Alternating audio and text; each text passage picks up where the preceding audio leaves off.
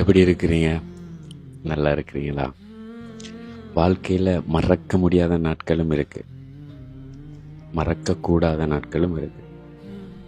மறக்க முடியாத நாட்களும் இருக்கு, மறக்கக்கூடாத நாட்களும் இருக்கு. என்னதான் எத்தனை வருடங்கள் பழகி இருந்தாலும், அன்பை கொட்டி கொட்டி செலுத்தி இருந்தாலும், சில காலங்களுக்கு பிறகு நம்ம மூன்றாவது நபர் விளங்கியிருக்கு. சில காலங்களுக்கு பிறகு மூன்றாவது நபர். எல்லோருடைய வாழ்க்கையிலும் ஏதோ ஒரு கசப்பான ஒரு நிகழ்வு இருக்கும், ஏதோ ஒரு மூலையில் இருக்கும். அன்பின் பிரிவாக இருக்கலாம், ஒரு துணையின் பிரிவாக இருக்கலாம். சிலர் உதாரணமாக ஒரு வாழ்க்கையிலிருந்து வெளிவராங்க, இல்லை ஒரு காதலில் பிரேக்கப் ஆகி வெளியே வராங்க.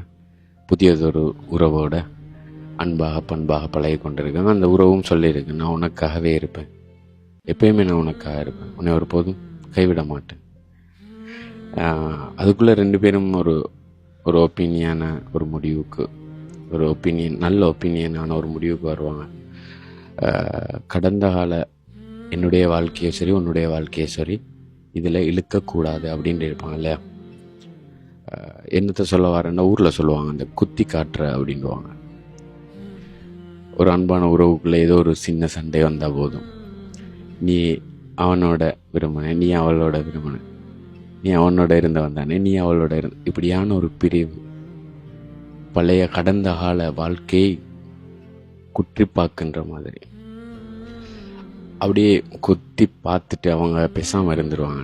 அந்த வலி கொண்ட இதயம் என்ன செய்யும் அப்படி சொன்னால், நொறுங்கி சுக்கு நூறாகி ஏதோ ஒரு காற்றில் அடிபட்ட காகிதம் போல ஏதோ வழி தெரியாமல் தவிச்சிருக்கும். இதை நீ திரும்பவும் எனக்கு ஞாபகம் ஊட்டிய, அப்படி ஞாபகம் ஊட்டி நம்மளுக்கு ஞாபகம் வர்றது நம்மட தவறு அல்ல, அவர்களுடைய தவறு. பழைய உணர்வுகளை தூண்ட செய்கிறவங்க அவங்க, பழைய நினைவுகளை தூண்ட செய்கிறவங்க அவங்க. ஒருத்தரை கத்தி எடுத்து குத்திட்டு பேசாமல் இருந்துடலாம்.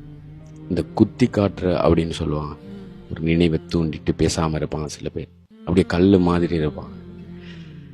அப்படியானவங்களுக்கு நம்மளோட லைஃப்பை விட்டு தூரமாக ஒரு ஓரத்தில் சந்தோஷமாக இருப்பாங்க. எங்கேயோ ஒரு ஆடிக்கொண்டு பாடிக்கொண்டு சந்தோஷமாக தான் இருப்பாங்க. நம்ம மட்டும்தான் அதே டிப்ரெஷன், ஹை டிப்ரெஷனில் இருப்போம். யாரும் இதுக்கு பதில் சொல்ல மாட்டாங்களா அப்படின்னு.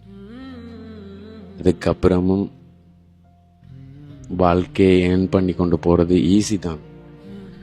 ஆனால் சிலர் நினைக்கிறீங்க கஷ்டம். சிலர் ஓவர் டிப்ரெஷன் ஆகணுன்னே நான் தனியாக எங்கே சரி இருக்கணும், பீச்சுக்கு போகணும், ஒரு பார்க்கில் சரி தனியாக கொஞ்சம் யோசிக்கணும், கொஞ்சம் ஆளணும் அப்படின்னு. தவறு.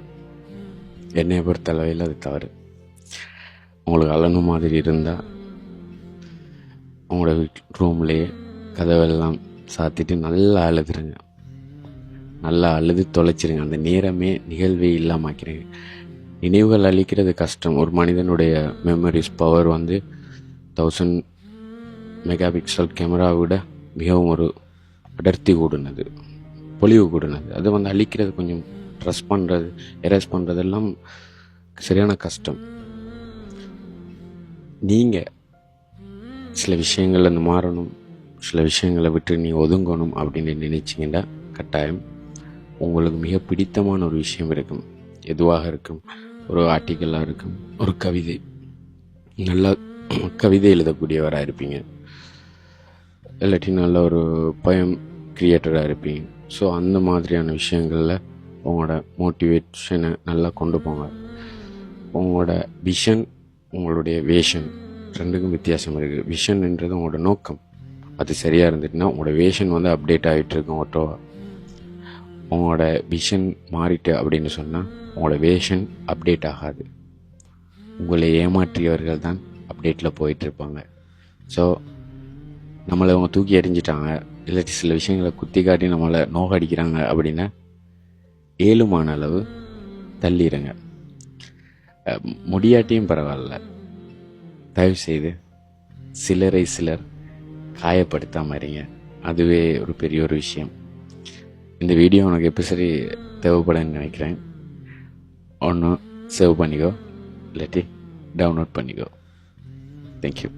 மின்சார கம்பிகள் மீது மைனாக்கள் கூடுகட்டு நம் காதல் தடைகளை